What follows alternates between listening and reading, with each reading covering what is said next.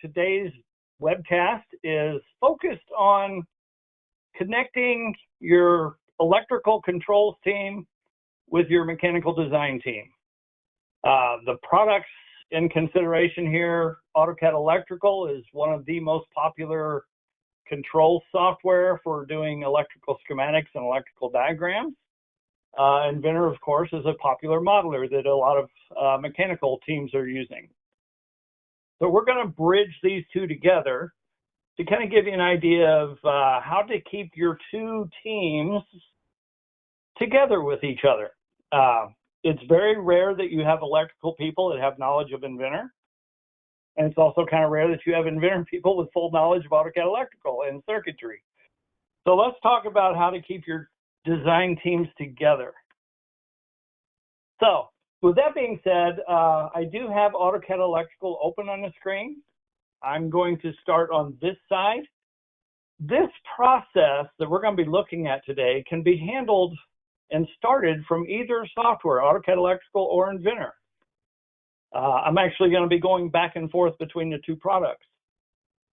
Just for show and tell, I'm going to start on the electrical side, but this could very easily be started on the Inventor side as well. So with that being said, I do have an electromechanical project here that I'm going to use today.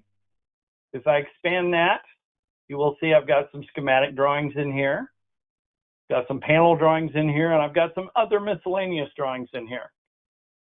Just for conversation's sake, I'm going to work out of the other folder. I've got an Electrocab drawing here. I'm going to open that up, let you guys see the inside of it. There is not much here. I decided before I was going to do this webinar, I decided that I was going to let you see 100% of my work. I don't like doing demos where everything is like 95% completed and I'm just going click, click, click and say, see how fancy that is? I wanted you guys to kind of be aware of what's going on. I want you to see what's going on. So I just decided to start as close to scratch as I could. Now, I do have a few things in here. We're going to talk about everything you see on the screen because I want you to be perfectly clear on how these connections take place and what's involved to keep your design teams connected. So with that being said, I do have a connector here. This is just a mechanical connector. It has A through H on this side of my screen. It's broken off at the bottom. The rest of the connector, this is actually a 20-pin connector, so it's got a lot of connections on it. So on the left side, I've got A through H.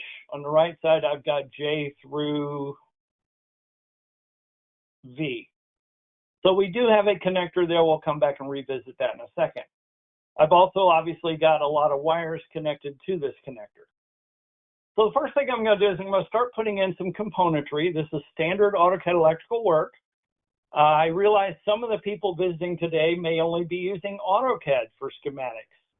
I will tell you point blank, you'll have to trust me on this, it's not part of my demo, but AutoCAD electrical is designed for doing electrical work. If you're not using it, I think you're missing out. I think just switching from AutoCAD to AutoCAD electrical will reduce your workload by at least 75%. It is a huge difference. I don't know of one single company that hasn't switched from AutoCAD to AutoCAD electrical and regretted the move. You can pretty much ask anybody using it, they will back me up on this one. So just give you an example. I've got wires drawn.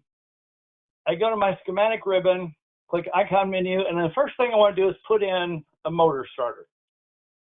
So I'll go to my motor controls. There's a standard motor starter coil. Grab it, set it down inside my schematic, basically just drop it right on the wire. It automatically trims the wire. I can put my descriptions in. Can't talk and type at the same time, so putting motor starter. I do want you to note my installation code is Electrocab. It has to do with my electromechanical classification. I've got a location code called cabinet. So everything I'm going to be putting in is part of this cabinet. These codes, they can be whatever kind of word you want to type in. Once you type it in, it's part of the system. So if you have a junction box, just type in junction box and you've got it. So for my motor starter, I'm going to look this up in the catalog. AutoCAD Electrical ships with a catalog of over 1 million devices in it. If I say look this up, it comes up Siemens. That was the last thing that I used. I actually want to look for Eaton today. I've done this demo before, so I'm going to grab the actual Eaton part number. If I tell it to search for that, it's going to search the catalog and come right up with it. Now, by selecting this out of the catalog, everybody knows it's a motor starter. You get a symbol that represents that. But what we're doing here is building our bill of material. Notice I've got the catalog number, the manufacturer. It's got its description, what type of motor starter it is, what its ratings are, miscellaneous information. So all this data in this catalog is being attached to that one symbol. All I have to do is say OK. And notice it stores all that data right here. It even gives me a set of pins here to use. So I'm going to take the default set of pins and just say OK. And there is my motor starter. This little pop-up you saw there basically is just asking me if I want to sync that with my catalog data. I'll get into that a little bit later. So there it is. There's my motor starter. I labeled it as motor starter. It's supposed to have an open or closed contacts that go along with it. I'll put those in next. But again, all that data is part of the system now. Go back to my icon menu. Motor control, I'll put in some secondary open contacts. We will place one right here. I'm going to put it really close to that wire number because I want to show you what electrical does for you that AutoCAD wouldn't do for you. When I set that down, notice it moves the wire number over for me. All I have to do is link this to the parent coil.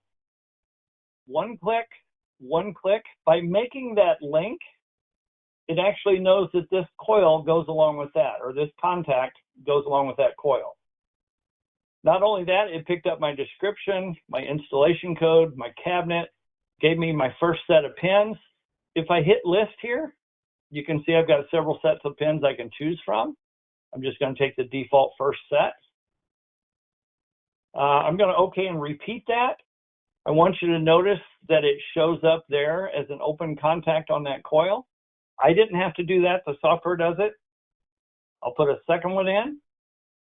All I have to do is pick the parent. Again, it goes to the next set of pins automatically. I can choose the list and change that. I can put in my third set of contacts, link it to the parent. And the whole purpose of doing that quick link is to drag all this information over into these devices.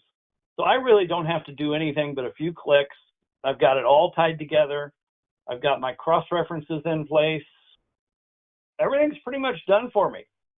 Can I do that in AutoCAD? Sure, I can do that with AutoCAD blocks, but electrical kind of takes care of the small details for you. So I've got my motor starter in there. I'm going to put in a couple more devices. The next device is going to go in. It's going to be a capacitor. I'm going to grab that, set it down here on this green wire. I do have a couple different colors of wire here. We'll set that in there. Again, I can put a full description on it. I do want to look it up in the catalog. Again, I'll search for Eaton. Okay, that's the capacitor I want right there. I've only got one in my particular catalog, but you can have hundreds. I'll say OK. Again, if I do a quick catalog check on that, all this data came in just because I established that link.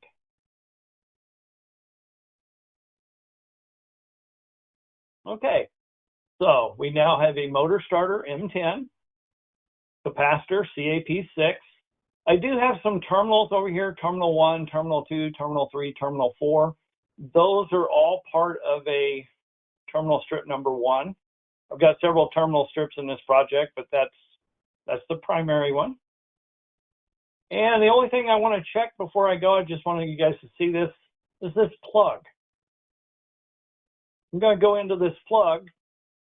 It's PJ6. It's a connection receptacle. I don't have any catalog data on that, so I'm going to add some. Go look this up in the catalog. And that's actually a military spec So I'll just search for the word mill. Okay. So it's a military spec plug. Now, you'll notice I've got two on my list here. The first one is a standard plug. It is a male connector, circular military, 20-pin, aluminum size 28. The second one has an H behind it. Military spec, same plug, same information here, all the way except right here. It says with hardware. So the second line here is the same plug as the first line, but it's got hardware with it. There's miscellaneous data in here. It's got an assembly code of military hardware. Now, what does that do for me? Well, if I grab the standard plug, say OK, and do a quick catalog check on it, that's what you get with the standard plug. Now, that's obviously a complete bill of materials. Purchasing can grab that and order it, and it's not a problem. They've got everything they need. If I switch that over to the one that's got hardware on it, say OK, and do a quick catalog check, you'll notice now when it comes to purchasing in my bill of materials, I'm not only including my connector, I'm also including quantity of 4 metric bolts, 4 cap nuts, and 4 washers that go along with it. So all the hardware required to mount that into its position is now all included in my bill of materials. Did I have to do anything manually? No, I just have to be careful which one I select. Do I want the one with hardware or without? Not a big decision. But it's nice having all this done. I mean, in the old days, you're bringing up a spreadsheet and you're filling all that out in Excel. The software pretty much does everything for you. All you have to do is pick a device, tell it what it is. All right, so now we have, in summary, a finished schematic. I'm going to call this finished at this point. We have a motor starter. We've got all the contacts that go with it. We've got 4 terminals. We have a capacitor, and we have a military plug. Pins A through H are in use. J through V is not in use yet. But I just wanted to show you kind of a little bit about AutoCAD Electrical, how it works, what it's all about.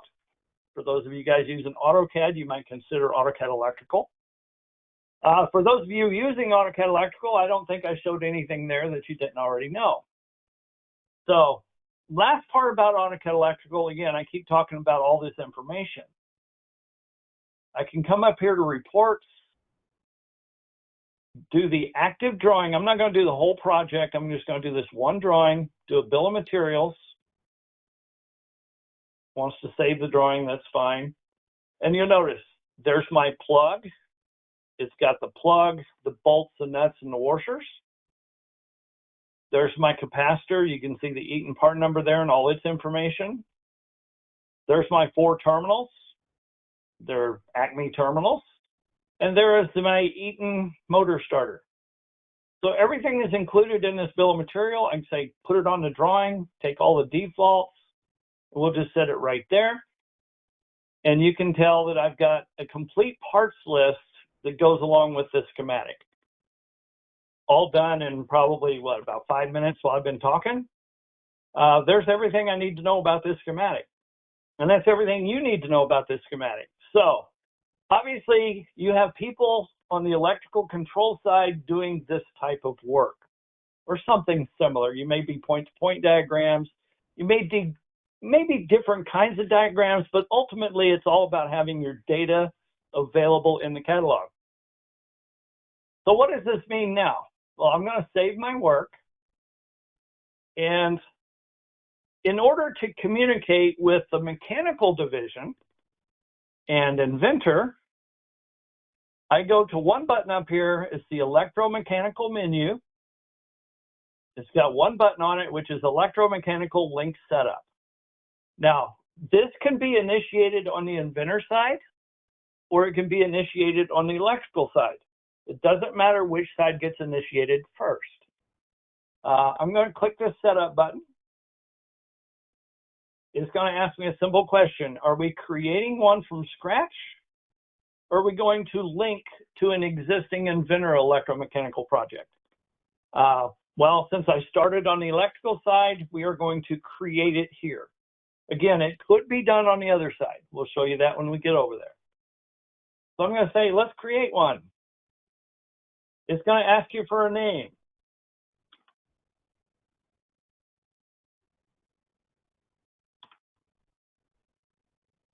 ElectroCAD webinar.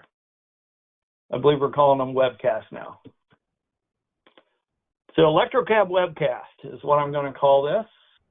You can call it anything you want. The name I usually put here is the name of the electrical project, Electromechanical. Whatever you've named your project, that's an obvious name to put here in your link file. Specify a shared folder. The system does need a temp folder on your system or on the network in order to pass data from one product to the other. So as you're passing data back and forth between electrical and Inventor, it needs a temp folder. They call it a working folder. It does need to be shared, so probably these are usually on a network somewhere. I'm just going to hit Browse, show you a little bit about my folder structure. Everything I have is on C drive. I just created one folder called Electromechanical 2024. I have an ACE folder, which is the AutoCAD electrical folder. All my electrical drawings, everything related with this electromechanical project is under the electrical folder. I've got all my Inventor stuff underneath an Inventor folder. They can actually all be in one folder if you want, but I usually divide my AutoCAD electrical stuff from my Inventor stuff. To me, it just makes more. I work in both products, so I kind of like to keep them separate. And I've got a share folder there. Right now it is empty. That is the share that I'm going to use to share data between these two other folders. So all I got to do is hit create. It tells me, congratulations, you were successful. Kind of a little feedback. And inside that shared folder, it now has created an ElectroCAD webcast.emx file. That EMX file is their data exchange file. This is what it contains in it. It shows the actual exchange file there at the top. There's the name that I put in. There's the shared folder I put in. The bottom half of this dialog box is where all your Inventor data is going to start showing up. Right now, we're not linked to anything in Inventor, but eventually we will be. So all the Inventor information will show up here. Down at the bottom, there is one button to be aware of, conflict resolution preference. You can choose either AutoCAD to be the master or Autodesk Inventor to be the master. Now, what does that mean? Well, as this program is passing data back and forth between electrical and Inventor and vice versa, you can actually have teams working simultaneously. So the whole time I was doing this electrical schematic, somebody over in Inventor could be going to town on their half of the work. If by chance we both put in a capacitor at the same time and we give it different information, which, you know, can happen, who has priority? Does the electrical guy trump the Inventor guy, or does the Inventor guy trump the electrical guy? This is only if it happens to happen at the same time, literally within minutes of each other. You basically have to choose who's going to win the conflict battle. And there's also an unlink button, so if you decide you messed all this up, no problem. Just unlink it, you're back to disconnected software. So I have established a link. Now, right now I'm not linked to anything, but we're going to talk about that. So what does that link do for me here? Well, it's real simple. Everybody using AutoCAD Electrical is probably used to the project manager. Project manager is an easy way to keep all the drawings together that belong to a common project. Now you'll notice there is a second tab here that says Location View. On that tab, we will look at several things. I'm going to show you what every single button does. I hate to do training and webinars, but I do want to convey this is very simple to do. The first button here shows all my locations inside my electrical project. I've got a control box. I've got something labeled as floor. I've got a junction box, a machine cabinet 5, operator station 3, and the one that we're actually doing today is this Electrocab cabinet. Now, by default, I can show everything, which basically means I can expand all this and see pretty much everything in my electrical project. And obviously these all expand, everything here can expand. Now focusing on the Electrocab cabinet.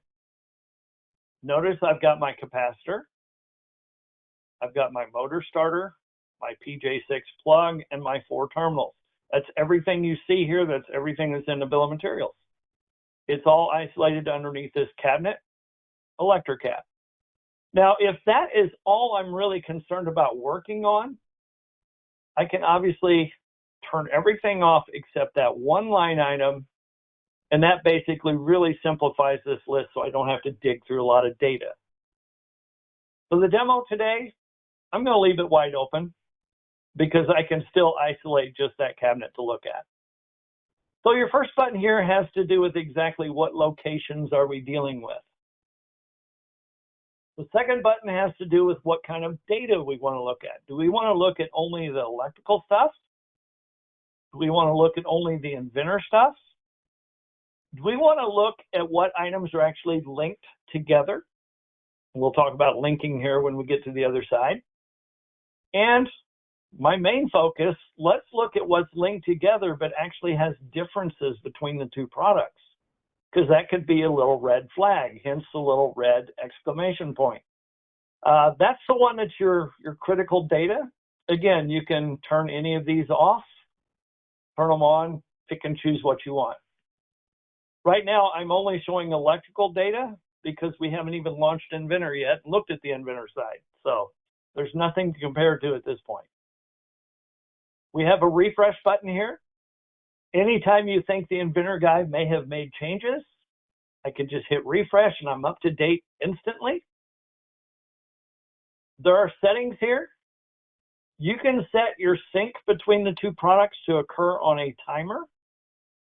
I can say I want my data to sync with Inventor every 15 minutes, every 30 minutes, every hour, 2 hours, whatever you think is a reasonable time period. You can set that up on a timer. I like this option myself. You can see that was my default. Run sync on every save. So every time I get something done in electrical and I go up and hit save, it's going to sync my current data with Inventor and vice versa. You can actually do both of these. You can say I want to sync every 15 minutes and every time I save. I think that's a little overkill, but I'm just going to leave it sync every time I hit save. Okay, that's what's under settings. Next button here, probably the most informative panel, is details and connections. If I expand that, you can see it takes up quite a bit of space here. I have information about everything that's in this project.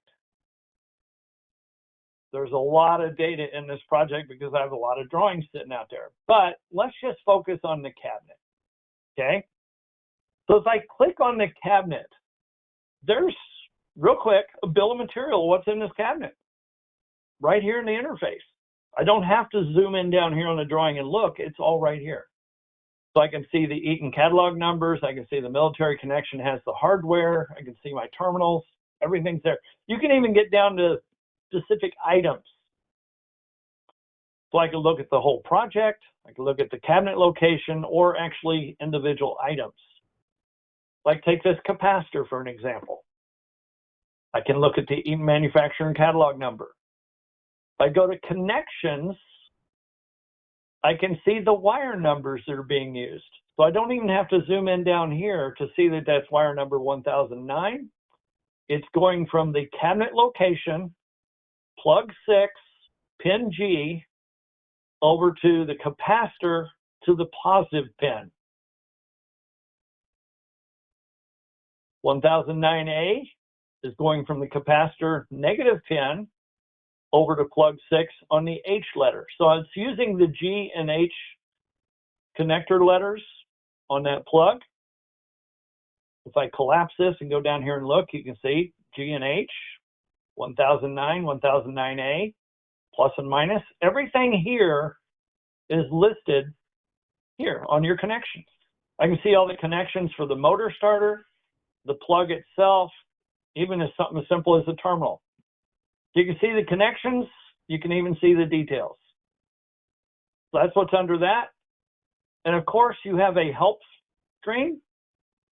Takes you right to Autodesk. So if you're not sure what any of these buttons do, there's a complete list on the Autodesk help pages. So they've got pretty good help set up on this system too. So enough about electrical side. We've got it. I've shown you everything that I've created in here. We've run a bill of materials on it. I've shown you the location view tab. Go back to projects. I'm going to hit save so it does a sync. Now, it's not going to show much because there's really nothing to sync to at this point. So let's drop what we're doing here. Let's go over and look at the Inventor side for a minute. I'm going to bring up Inventor. I'm going to open up my Inventor assembly, which is this enclosure.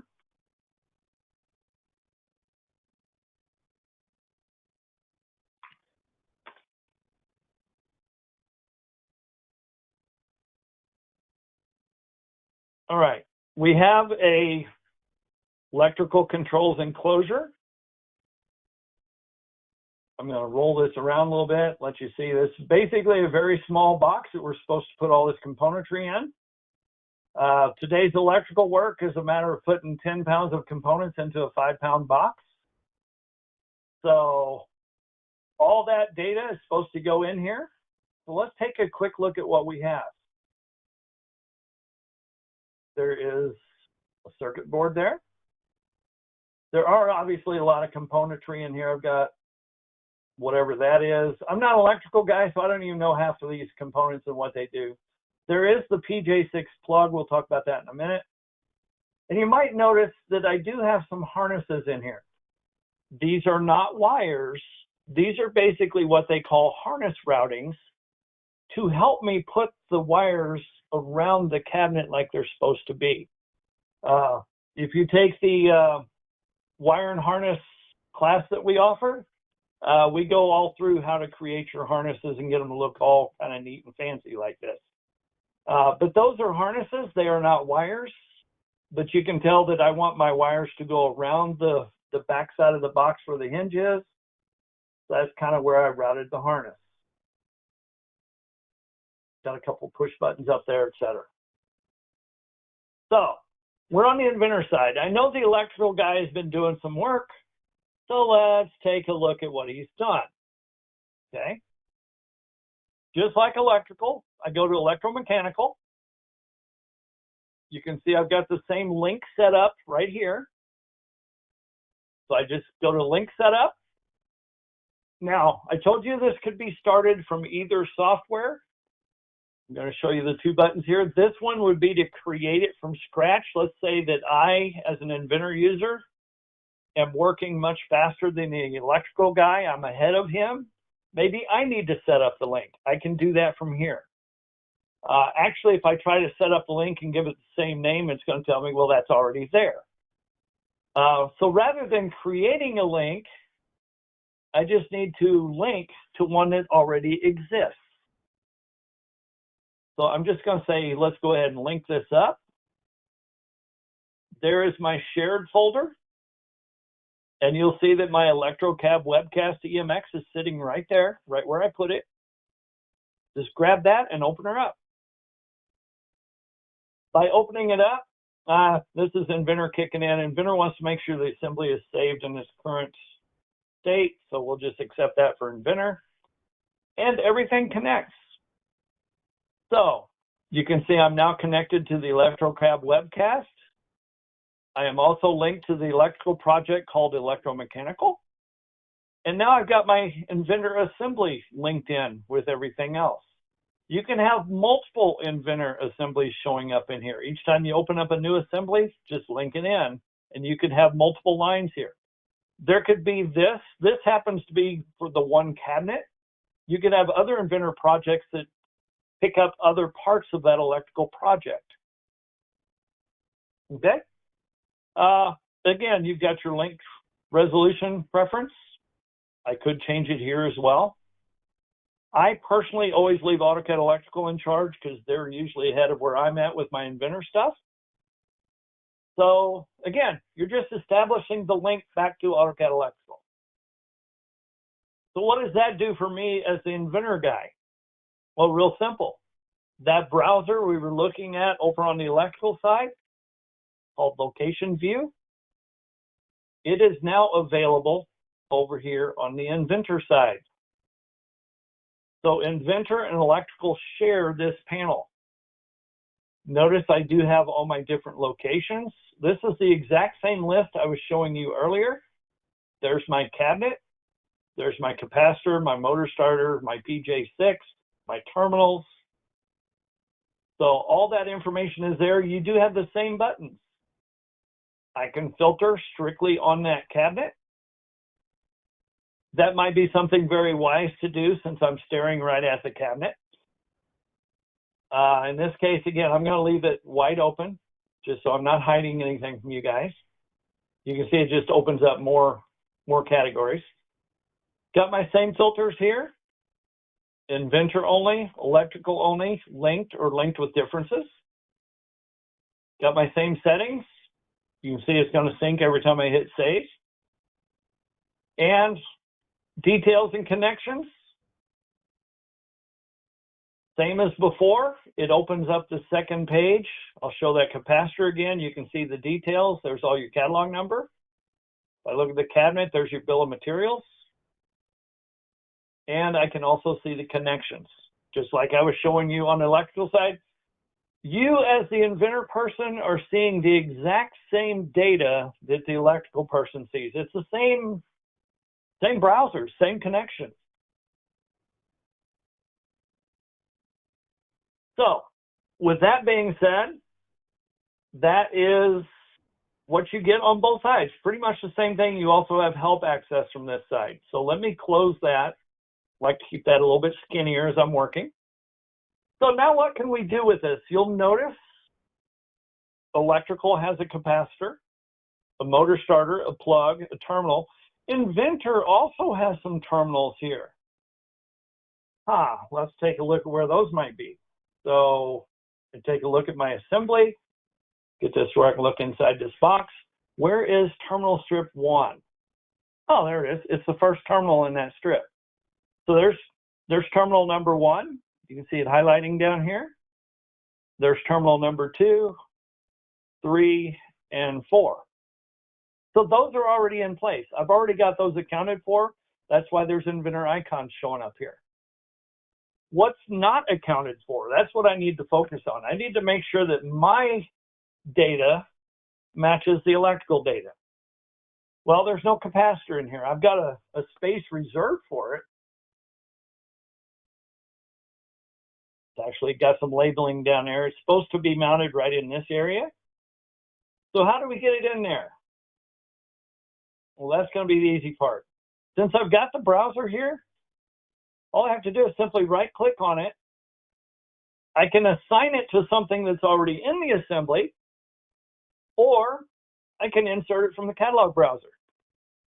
Now, you might be thinking, what catalog browser is that? Well, actually, when I say insert, this is the AutoCAD electrical catalog. So those same million parts that I mentioned earlier, I'm looking at the same catalog. As a matter of fact, since it already knows what that capacitor is, it went straight to the part number. I don't have to go digging through the catalog to find it. The data is already in here. All I have to do is grab it, hit the little insert button here, and set it on the screen. So there's my capacitor. Now, me as the Inventor guy, of course, the hardest thing I have to do is put all this junk together. So you'll excuse my little delay here. I'll try to put that in where it goes. assemble, constrain, insert.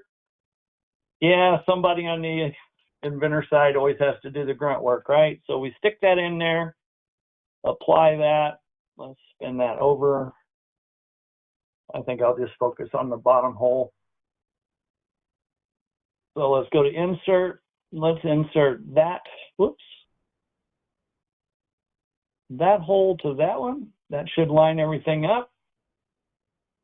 All right, so the capacitor is in place. And notice it says, hey, you've got that link now. You have a capacitor in electrical, you have a capacitor in Inventor, and they both link up together. So it knows instantly that is the same capacitor. But you might notice it is saying linked with differences. Right now I can tell you what the difference is. This capacitor here is not wired. We're going to talk about that in just a second. So the capacitor is in place. Let's see here. We got a motor starter. Let's go ahead and insert that from the catalog. Look at that. It goes straight to the catalog number. All I have to do is touch it, insert, to get on the screen. And let's see, go ahead and constrain it. We'll stick that hole. It should line up with that hole. Again, this is not supposed to be an exercise showing you how to build Inventor assemblies. It's just an exercise showing you how it all works. So let me just anchor this in real quick. I've seen Autodesk do this demo without actually anchoring anything, but it is part of your work. It's something you have to do. So there it is. So now that one's in there and it is linked. The plug. Well, I'm noticing here there's already a PJ6 in here. It's just not been identified. Now, what does that mean? I'll try to show this. I'll try to explain it. If I touch that plug right now and go into electrical properties, there's no manufacturer, there's no catalog, there's no assembly code, there's no data with that yet. Okay? But if I take this plug and assign it to that model, all that data was just transferred into that model. So if I right click on it now and go to electrical properties, all that data is there. I've got the description, I've got the manufacturer, got the installation location codes. I don't have to know any of that. It just put it in there for me. It's based on what the electrical guy did on his side. So even though I had a plug in there, I now added all the intelligence to it that electrical sees. Now the terminals, that should be easy enough. I already saw them a little while ago. Terminal number 1 is that one. So TS1, assigned to that. TS2, I'm going to assign that to the second one. TS3, oops, assign that to the third one. I think that's because I missed my pick earlier. There we go. And TS4, assign that to the fourth one. And now everything that AutoCAD Electrical has on that drawing is now officially accounted for inside Inventor. So I know I'm on the same page as the electrical guy and vice versa. There's no disputing as to what's accounted for and what's not. So, but we still have differences. Why are there differences? Because of wires. Now, if you remember over on the electrical side, pins A through H had wires on them. J through V on that second strip, there's no wires over there at all. So these actually match. Because there's no wires in Inventor, there's no wires in electrical. The ones with the red saying, hey, something's wrong here. Electrical has wires, but we don't. So how do we fix some of that? I hate to use the word fix. You're not really fixing anything. You're just adding your intelligence. Let's start with the capacitor. If I right click on that, I can say create connection. Well, Forgot to do one thing. Activate my harness before I do all that. It's easy to forget, but they kind of get in your face and say, hey, you forgot to activate your harness. All right, here we go. Let's try this again. Capacitor. Create connection. Now it knows that capacitor is hooked onto that plug. So let's take a quick look over here. And you'll see there are two wires that go from your positive and negative connectance over to two particular pins on the plug. If you remember right, those pins were G and H. So it even knew where to connect them. So you've got two wires that go from the capacitor to the plug. Now you could do this one at a time. Like I can go to terminal number 1 here and say, create those connections. That's just one wire up to that motor starter. Terminal number 2, create the connection. So terminal 2 goes to the other motor starter connecting. You can do these one at a time if you want to see what's going on. Hey, face it, I'm a little lazy. I can just say, you know what, just look at the whole cabinet and let's just create all the connections. So that's going to put all the wires in that were in our electrical schematic. So there they are. You can see I've got 3 wires on this side of the motor starter going to terminals. Those 3 sides go up to the plug. Got my original green wire capacitor going up to the plug.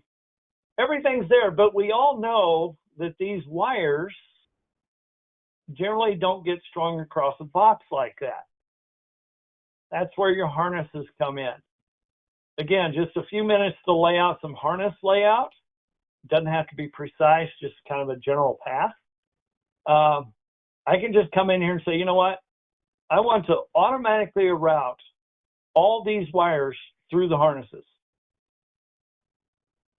One button, one checkbox is going to take all those wires, feed it through the harness. Your harness jackets will even change size depending on the size of the wires running through them. But now notice that any wire coming in over here is going into the harness. It's running all the way around the cabinet, back over here to the plug. So it is nice having everything put into their appropriate jackets. If you're worried about looks, you can do a render display. I like the render display because rather than single line wires, you actually see a little size to the wire. I can tell that this green wire is a little bit bigger than that red wire, so it's a different gauge. You can see a big difference there.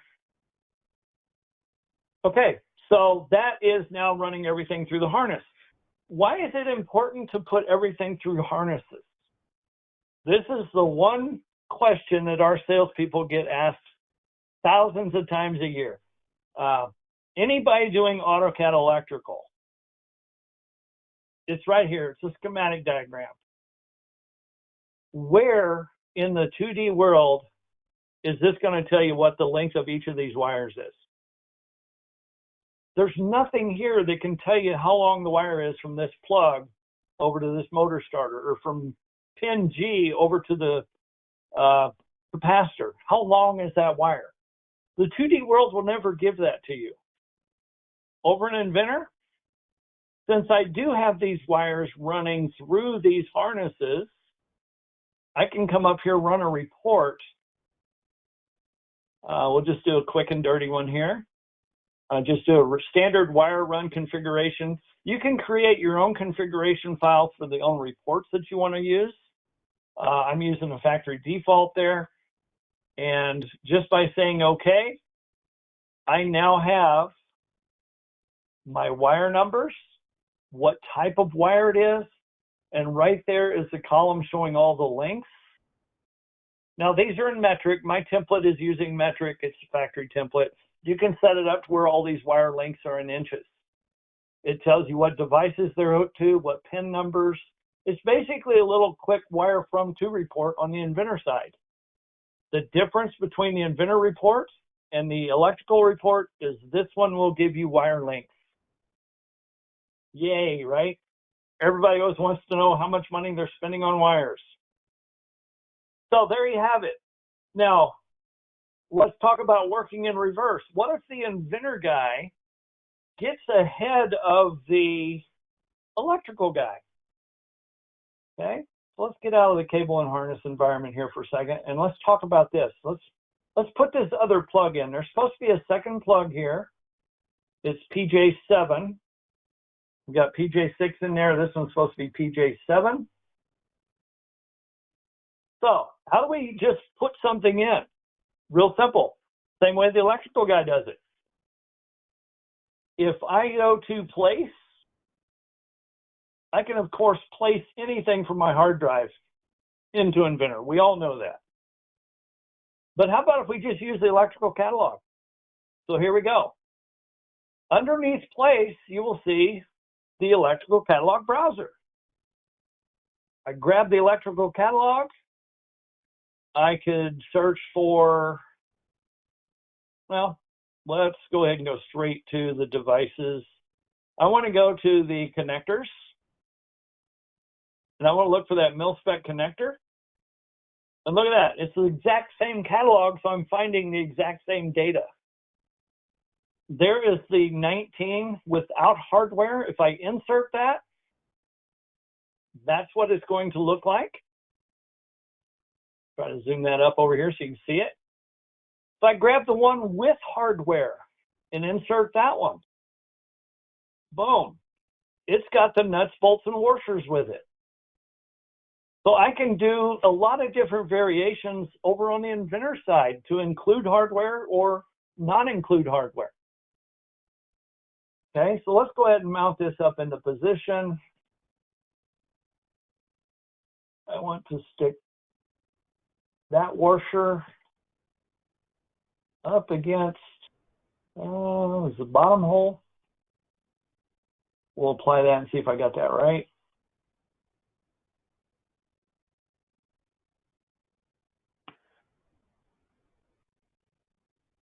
I want to make sure I get my letter orientation in the right. All right, looks like I've got it in the right place. Go ahead and finish inserting this.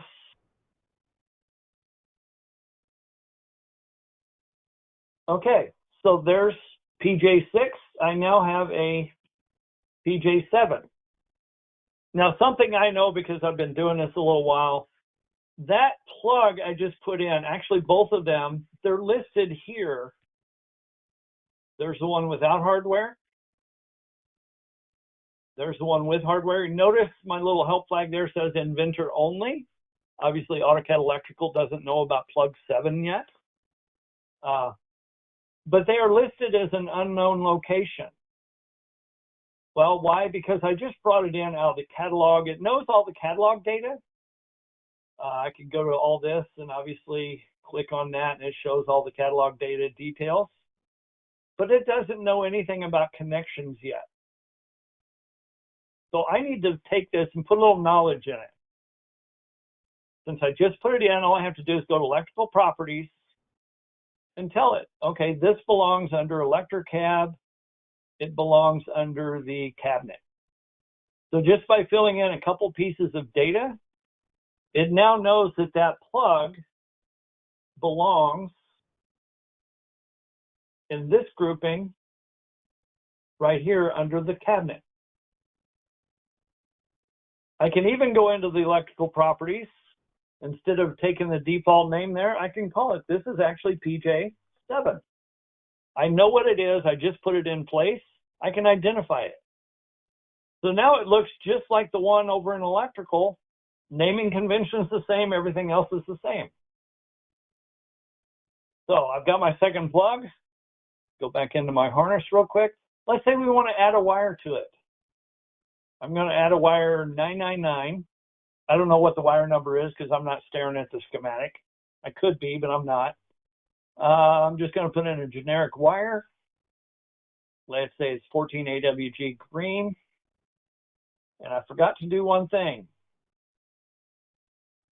All your wire connections are actually user work points. That's part of our training class. We talk about what the work points do. Okay, now let's try this. Go back to cable and harness. I want to create a wire, 999. And it's going to be just a generic wire. We'll go 14 AWG green. And I want to connect pin J over here with pin J.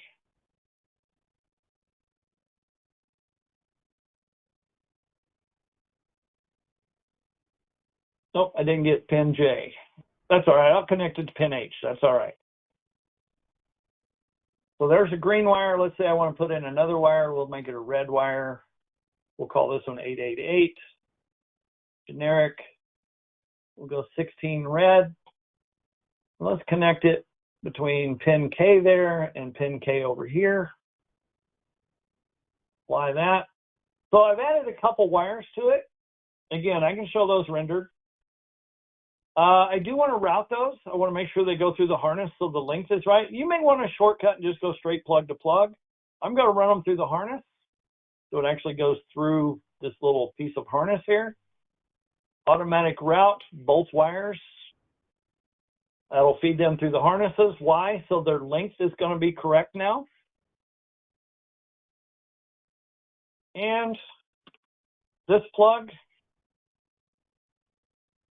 we don't need it because I used the other one that had the hardware, so I'm going to delete that one. I just wanted to show you what it looked like without hardware. So now I got a little zealous on the Inventor side, and I started working a little bit ahead of the electrical guy. Okay. Notice over here, I've got some data showing me there is a PJ7 that exists in Inventor that is not in electrical. There's a PJ6, which has always been there. It's on both sides, but we've got differences. What are they? Well, pins J and K have wires on them now. Over in electrical, they don't. So we do have some differences between what I've done here and what we did over in the schematic. So with that being said, I'm going to hit save here real quick. Of course, I'm saving everything, the harnesses, everything I've done. It's all getting saved. And let's go back and take a look at electrical.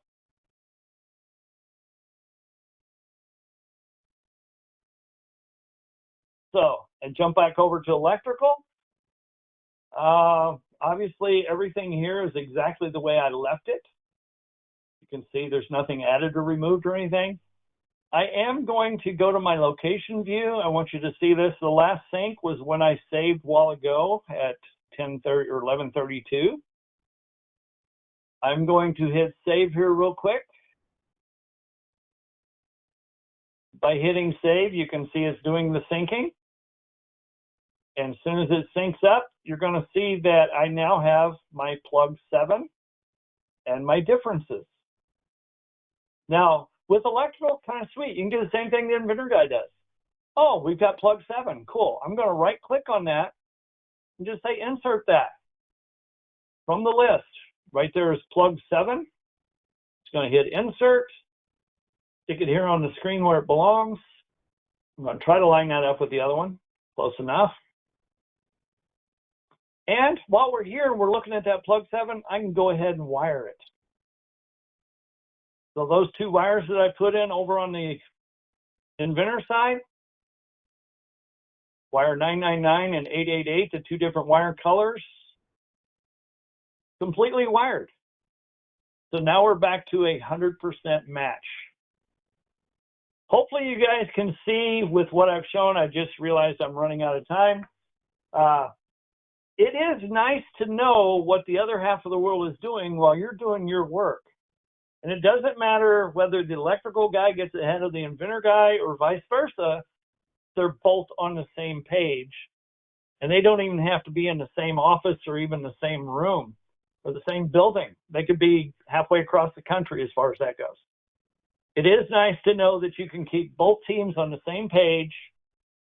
Everything you put in the schematic is automatically going to be notified, or I'd have to refresh here to get that going up. But everything here is accounted for. Everything here is accounted for. You can basically keep track of who's ahead of who. And it's just nice that when you're staring at a schematic, you know it's all going to fit inside this box. And that's the end of my webcast. I hope you guys found it informative.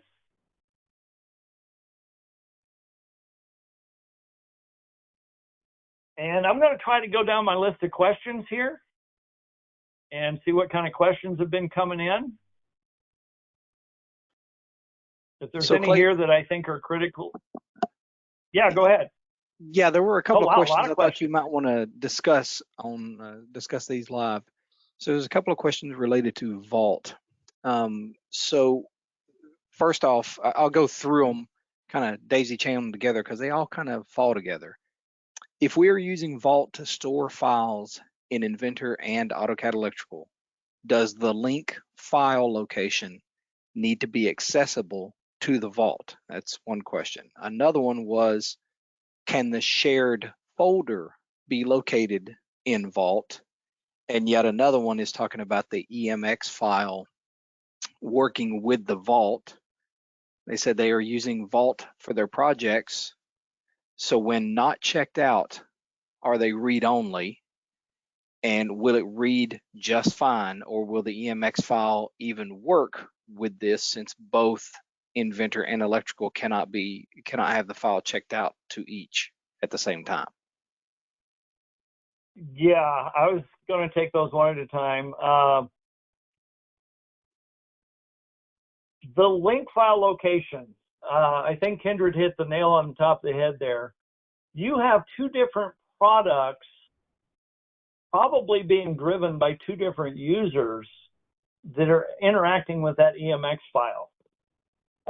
And there's no way the Vault is going to give both softwares permission to use that at the same time.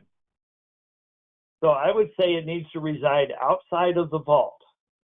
Now, if you happen to have a business situation where the electrical guy works on Monday, the Inventor guy is going to do his work on Tuesday, they're both not going to need it at the same time, then yes, it could be vaulted, and whoever is working that day would check it out to have full rewrite permission to it. But I think that situation is probably going to be a little rare.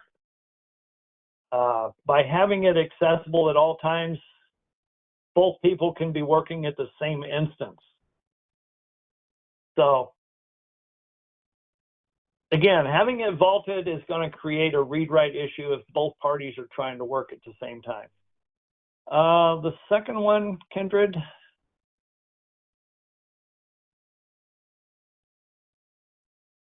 I think that one answer kind of answered a couple of those questions. I believe it did. This one's a pretty good one you may want to address verbally. How long did it take you to invent the Inventor components? It would be good to have a cost attached to the component for the bill of materials. That's true. I will tell you, I cheated. You may have noticed that about everything I used in this demo was Eaton componentry. I went to the Eaton website and downloaded, they have a package of all their componentry. I downloaded all the models in one batch, and I just went into the catalog and identified what each model was. So I did not build any of those models. I basically stole them from Eaton. And I'm not going to say stole them because they have them on public domain. They want you to download them. Other manufacturers are doing the same thing. I know Allen Bradley is putting a lot of their stuff out there in 3D. So download what models you can find. The only thing you have to do is put the model into your electrical catalog so an inventor knows where to find it. Hopefully that answers that question. I did not model any of those, so I have zero time built into the models. And I'm noticing a lot of electrical components are now showing up in 3D on Grainger and McMaster-Carr.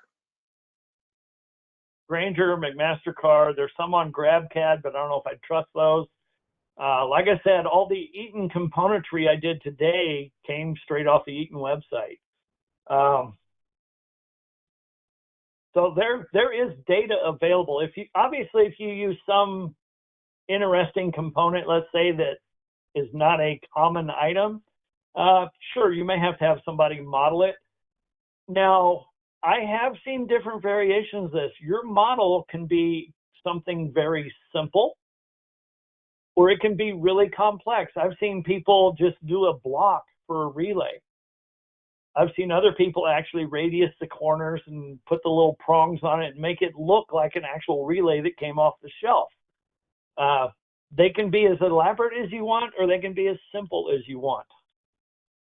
Most of the componentry I got off of Eaton is, well, I'd say it's true to shape, but obviously it doesn't look 100% real. So they kind of split the difference. They gave you enough detail to know what it looks like, but it's not full detail. Hopefully that makes sense.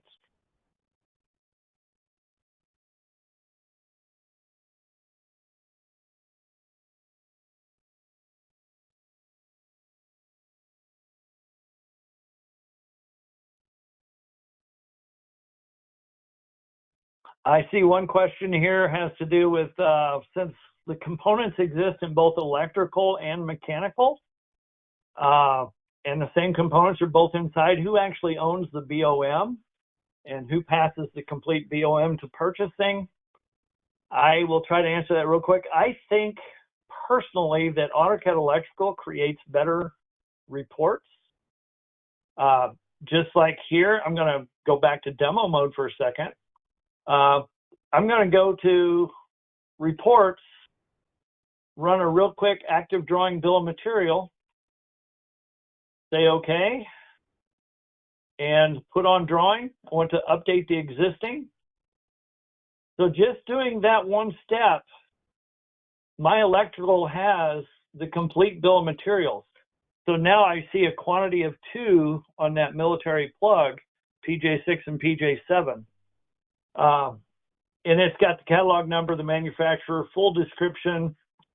To me, there's more data displayed on the electrical side than you would have on the Inventor side. So I tend to let the electrical group be in charge of the full bill of material, just because I feel like their reports are a little bit better and a little bit stronger.